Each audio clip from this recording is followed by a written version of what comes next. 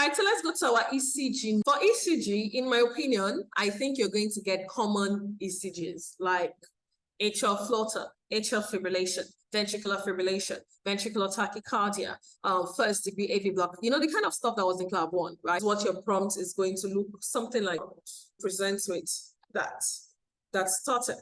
Interpret the ECG using a structured approach. They literally say use a structured approach, meaning that when you look at it and you can see ST elevation, that does not mean your station has ended. So you cannot just see ECG and be like, oh, the patient has ST elevation in leads V1, V2, so my patient has anterior wall MI, and that is it. No, that's not what they're looking for. They want you to use a structured approach. So now, what is our structured approach? First, look at the name of the patient. Confirm the name of the patient on the ECG. So when you're given a strip, say, okay, I'd like to confirm the name of the patient. I'd like to confirm the date of birth, confirm the hospital number, you know, the patient's demographics, essentially, making sure that you're reading the ECG for the right patient and the time the ECG was done. Okay, and because we want to make sure that you're reading a recent ECG for the event. You might have had an older ECG, okay? So you're going to confirm the name, you're going to confirm the date of birth, you're going to confirm the hospital number, the time, and the date that the ECG was done. So that's the first thing. Now, one thing I learned from one of the doctors that took us last year was, he said, when you see an ECG, you can definitely say, oh, I note the pathology on this ECG. So for example, you're looking at ECG and you notice ST elevation. So you can say, I've noticed some ST elevations in leads V2, V3, and this is quite concerning. However, I'm going to use a structured approach now to evaluate the ECG. You could try that. I don't know, who knows? So you try that, or you could just, you know, continue with the rest of what I'm going to say. Okay, if you feel like, nah, it's too much, it's not necessary, that's okay. So I don't think you would feel because you were not extra like at the beginning, okay? But yeah, but the first part I said, very important, the name, the date of birth, the hospital number, the time the ECG was done, the dates that the ECG was done, okay? Then when you're looking at the ECG, and I'm going to look at parts of the ECG, I don't think I want to give a lecture on ECG, Pwave, and all these things, right? I mean, it's there, like we have the Pwave, we have our QRS complex, the T wave and U wave, okay? So I'm just going to walk you through how to read the ECG, okay? I'm not going to. So now the first thing is, for me, after doing that, I actually have a mnemonic in my head, which is rate, rhythm, axis. Okay, so I'm going to assess the rate, the rhythm, and the axis. So that's it. So after I've confirmed that demographics, so first step, confirm demographics. Okay, sorry, let me just write this on a different page. So step one, confirm demographics. Okay.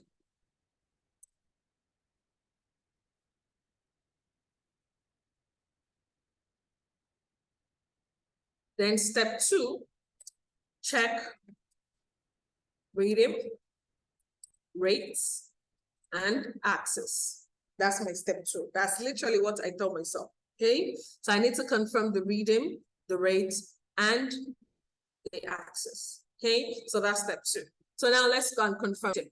So how do we know an ECG is a sinus rhythm? So these were all the different part comes into play now. So how do we know it's a sinus rhythm? So let's look at, if we find a P wave before every QRS complex, then we know that it's a sinus rhythm, okay?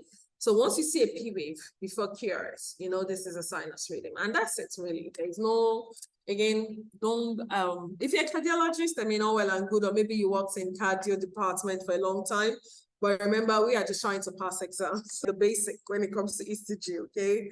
The basic stuff. So look at the rhythm. If there is a P wave before every QRS, then you know it's a regular rhythm.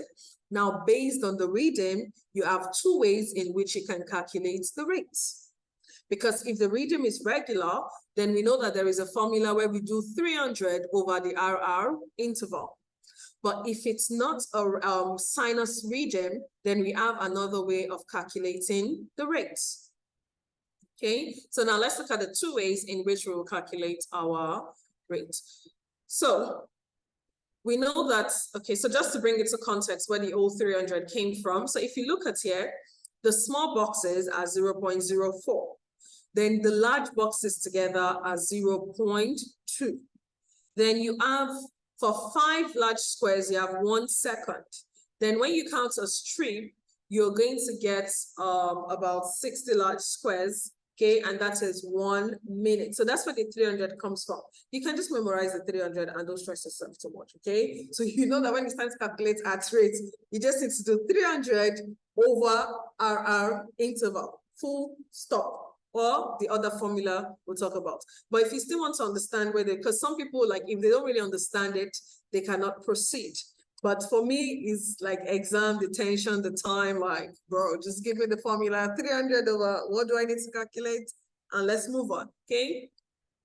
So, yes, so now if you look at this, you would see now what are we looking for? We're looking for the RR interval, okay? Now, how many large boxes do we see between this RR interval?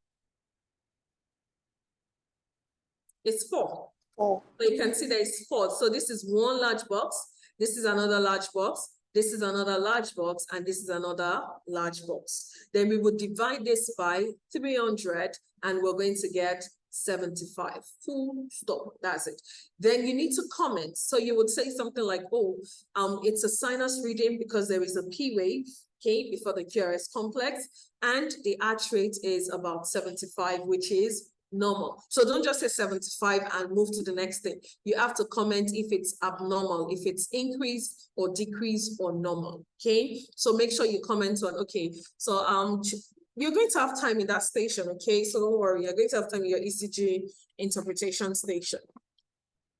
So then you would do your 300 over how many boxes are between your R intervals, okay? So this is 1 R to the next R. How many boxes? Divide by, we'll divide the number by 300, and then you would get, and then comment and say, oh, the reading is, the rate is normal.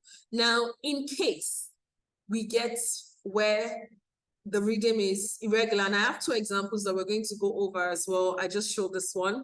You're going to count the RR interval. So each strip is said to be about 10 seconds long, okay? So that means we're going to count, and if we count 1, 2, 3, 4, 5, 6, 7, 8, 9, 10, 11, 12, 13, 14. We're going to multiply this 14 by 6. Because each strip is 10 seconds long and we're looking for 1 minute. So 10 seconds, there are 6 10 seconds in 1 minute.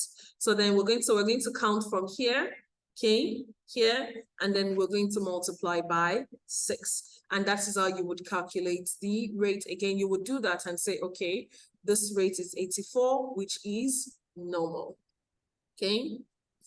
I just use the simple plug one way that we used to remember. For Axis, there are only 3 things that could happen. It could be normal, it could be left axis deviation, or right axis deviation, okay? So that's it. Now, what do we look at? We look at leads 1 and leads 2 and 3, okay? But we can look at leads 1 and 2. Now, there is a rule. If lead 1 and lead 2 are both facing up, okay, so 1 is facing up,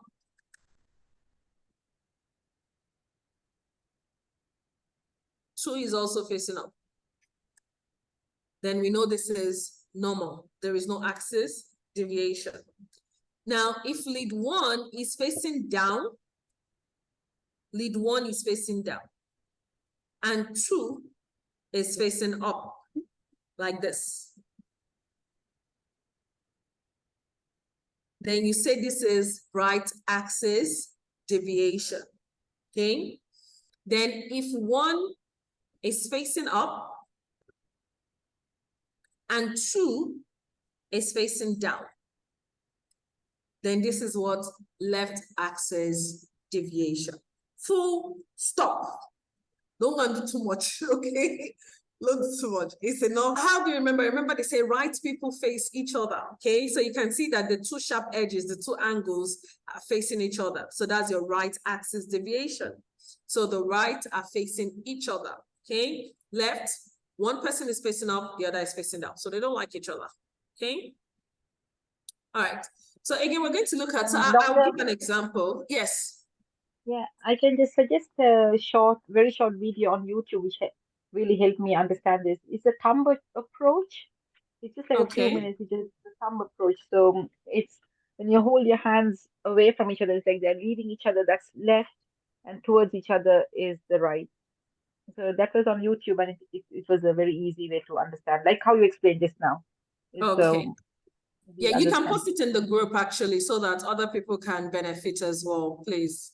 Oh, sure. Okay, I'll search it and send it. Yes, thank you. Yes. So what if I don't know the maths? I'm not sure. Maybe there'll be a calculator, but I don't think, I mean, the numbers, I mean, you'll be dividing 300 by, I'm sure it's between 1 to 15, most likely. So you could just maybe practice it. 300 divided by 1, 300 divided by 2 is 150, by 300, by 475, by 560, by 650, by 7, well, I don't know that. By 8, I don't know that. But I'm sure the numbers, like, it's will not pass, you know, beyond 1 to 8. So you could just, you know, memorize that number as well, if that helps. I'm not sure. Yeah. So yeah, so that's your axis. So you look at the rate. So what did we say? We said we look at the rhythm, the rate, and the axis. Okay. So let's recap our steps again. So step 1 is demographics. Step 2, rates. Well, I like to say rate, rhythm, axis, but in reality, you're going to check like the rhythm first before you check the rate and then the axis. Okay.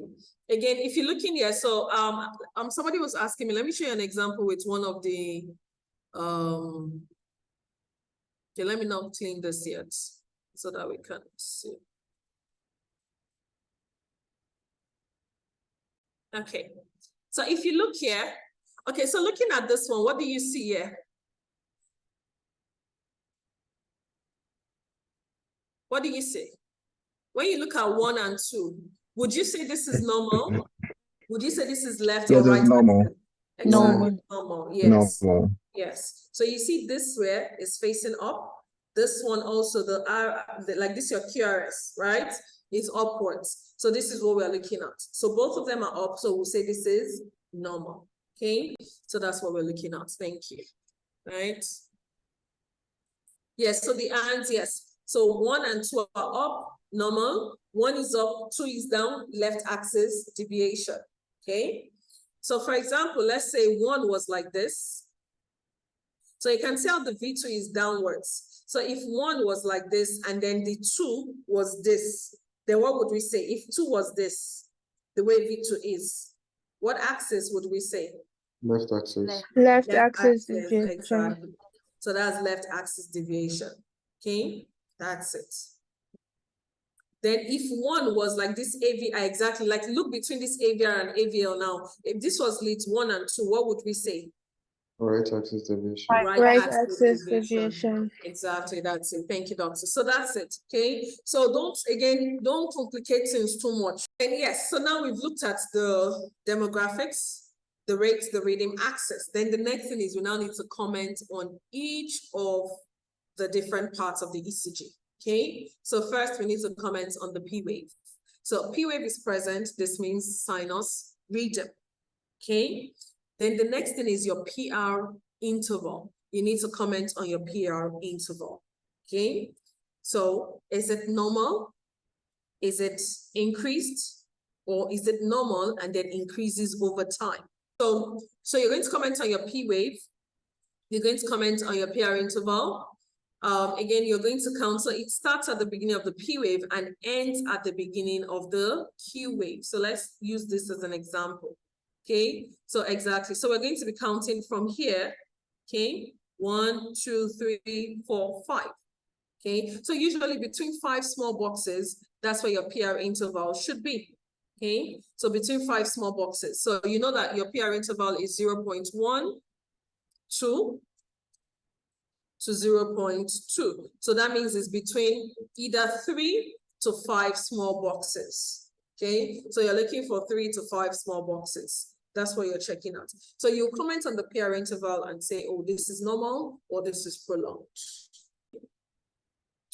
So after we've commented on the PR interval, then we'll talk about the QRS complex. So the QRS complex, is it shortened? Okay. Is it widened? Okay, so we need to comment on the QRS complex as well. Okay. So again, you comment on your QRS complex. Is it shortened? Is it widened? Sorry, I'll try to just. Does anybody remember how many boxes? What is the range for QRS complex? I think it's 3 small boxes. Yeah, about 3 small boxes, right? Thank you. So we're looking for about 3 small boxes. Yes, so it should be less than that. So if you look at here, yeah, you can see this is just 1.5 of the small boxes. So just 1.5. So that means this is normal, right? So this is normal. Okay. Then after that, you're going to comment on your ST segment. Okay. So your ST segment, this is when you might notice ST depression, ST elevation. Okay. So you might notice ST depression, ST elevations as well. Okay. And then you comment on the T wave. Okay. So that's it in your ECG. So we're going to look at an ECG now. So if somebody wants to volunteer for us so that we can just practice, you know, all this that we've looked at. So the rate freedom axis, your P wave, PR interval, QRS complex, ST segment, and then the T wave. Okay.